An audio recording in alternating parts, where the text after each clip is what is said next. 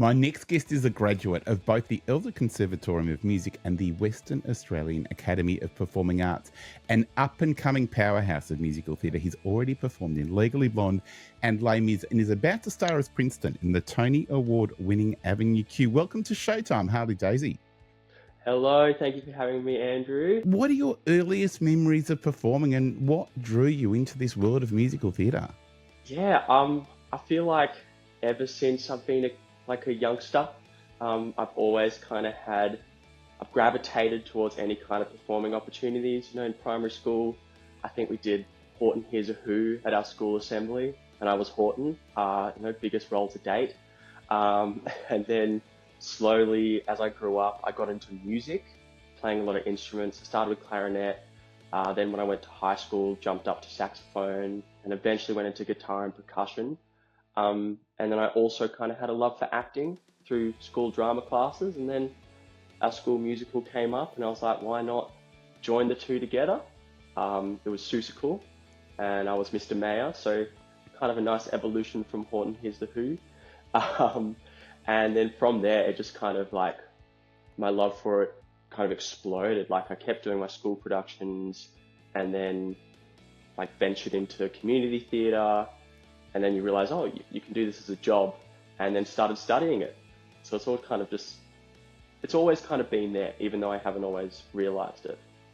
I love that it seems that Dr. Seuss was a big musical theatre influence for you. I don't think I've heard that before. That's great. Yeah. And did you grow up with Dr. Seuss? Oh, yeah, of course. Yeah. Green Eggs and Ham, absolute classic. I definitely had a copy of that in my childhood home. Dr. Seuss is always there. Don't know if you can see it, but behind me somewhere is, there it is, right at the top. Is that in frame? There's a cat in the hat up top. I do see a little cat in the hat. Yeah, it's a favourite of mine. I remember it from when I was a kid, and I remember reading it to my kids when they were little. So yeah, it's a constant in our house, and they're great fun musicals too. Especially Seussical. Oh, 100%. So you did your diploma in MT in musical theatre. How did that training shape the way you then got into the industry? Yeah, I think the diploma was definitely a nice, a fantastic stepping point. I got an idea of what full-time musical theatre study was going to be like. Solidified for me that I wanted to pursue it, and also gives you a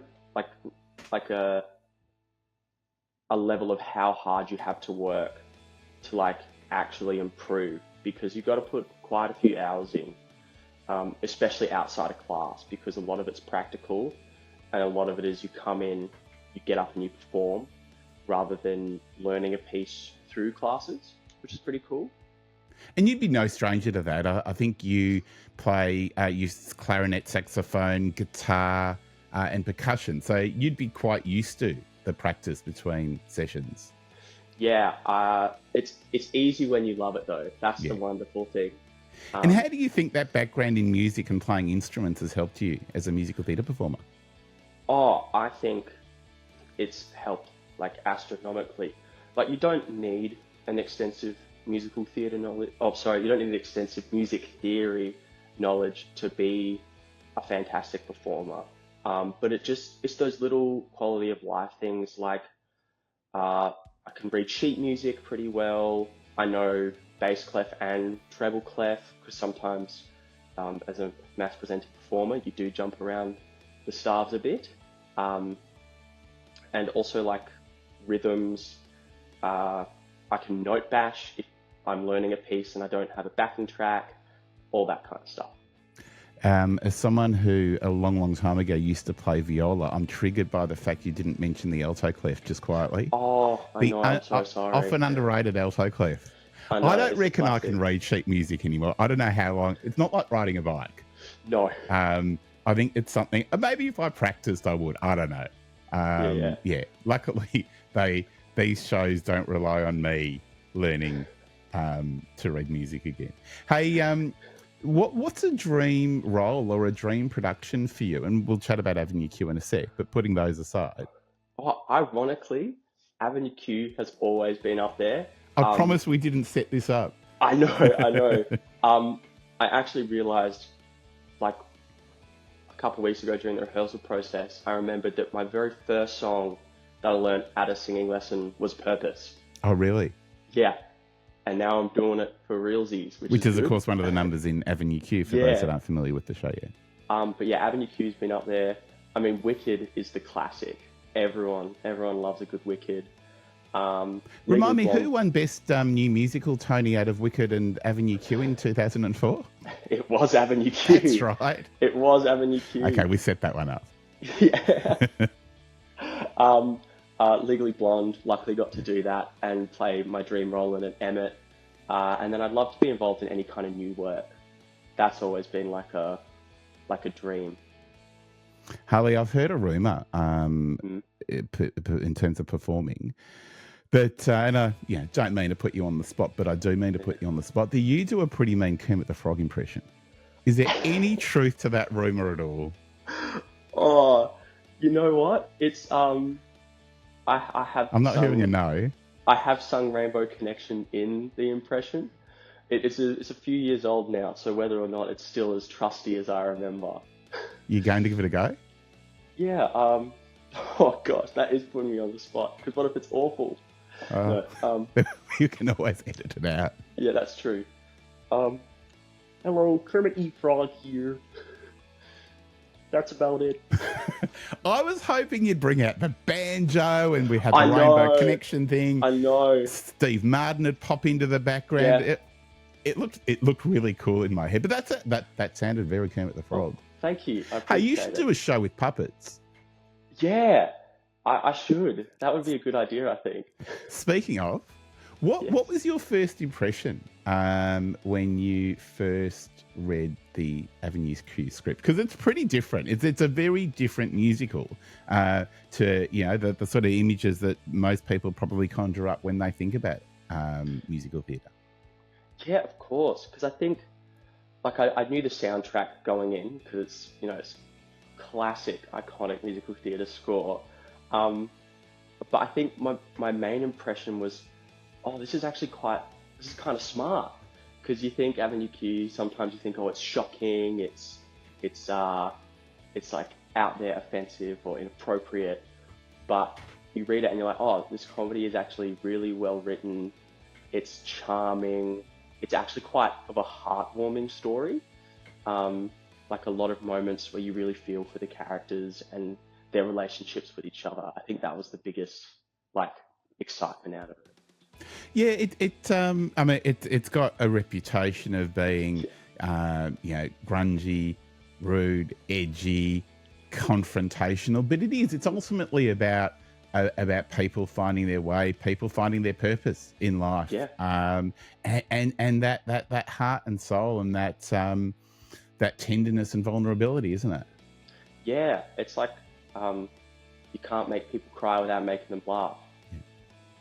And you're playing Princeton, the lead Yes. role in the show. What is it that you love about that character? I just think his journey is just so similar to what and I'm sure a lot of university graduates experience in their first couple of years out, especially doing like an arts degree. Like there's just so much unknown out there and like having to find somewhere to rent, finding new friends, like coming out of that bubble and it kind of being popped on you and you're like, this is the real world now, and having to go through that. I think it's been a great retrospective for me going through this character and being like, I was definitely like that. And what's it like performing with puppets? You know what? It's an extra challenge because you've got to make the puppet line up to everything you're doing. Then you've got to act it, dance it, sing it, make it truthful for yourself, and then also make it truthful for the puppet. So it's a bit of a juggling act, especially at first, because I had no puppet experience prior to auditioning for this show. But the team's been very good at easing us in.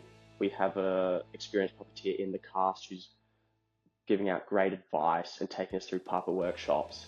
And as rehearsals have progressed, certainly my comfortability with the puppet has increased, and that's made it way more natural and easygoing with the process.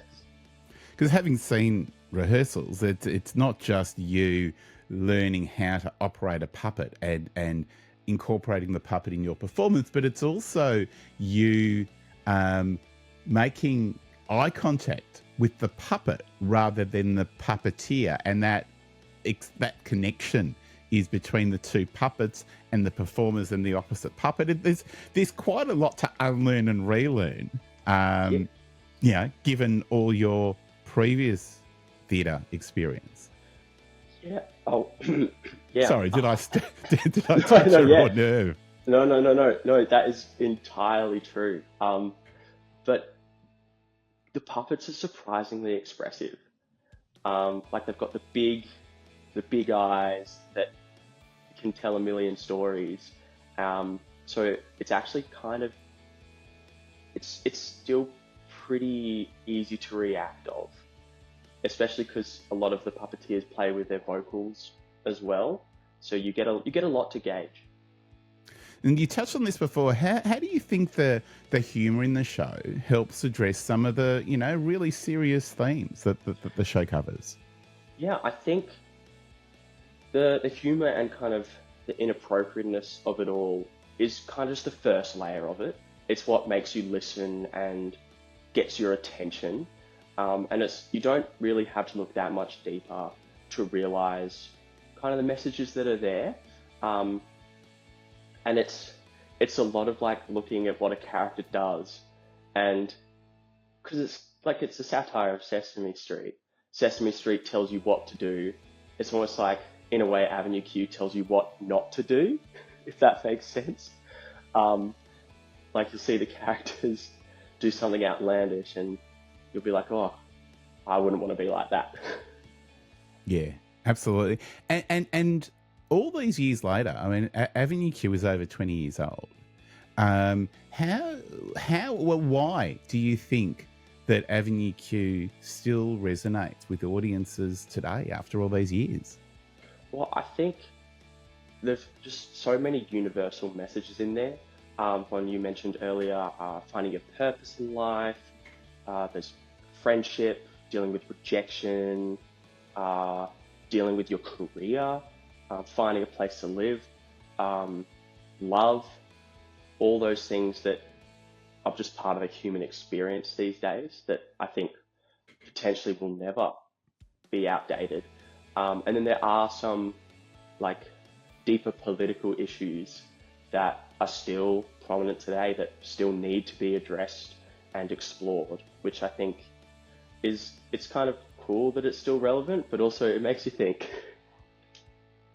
Yeah, it's funny how well, it's not funny at all, but it's reflective that we've come so far in so many ways, but we've not in many others. Yeah, 100%. And I think the show's really good, don't you think? It's sort of covering that in a way that isn't flippant, but also isn't preachy. Yeah, 100%. I don't think the show really ever shoves its message down anyone's throats or forces it upon them. It just kind of, like I said, it's that underlying layer that is still prevalent, and most audience members will be able to absorb that, but it's never too outlandish. I'm chatting with Harley Dasey, the lead playing Princeton in Avenue Q, opening on the 22nd of February, although there's a preview on the 21st of February. The National Theatre in St Kilda. For tickets and more information, go to avenueq.com.au. Harley, thank you so much for the chat, and very best wishes for the rest of the rehearsals and for the season. No worries. Thank you so much for having me.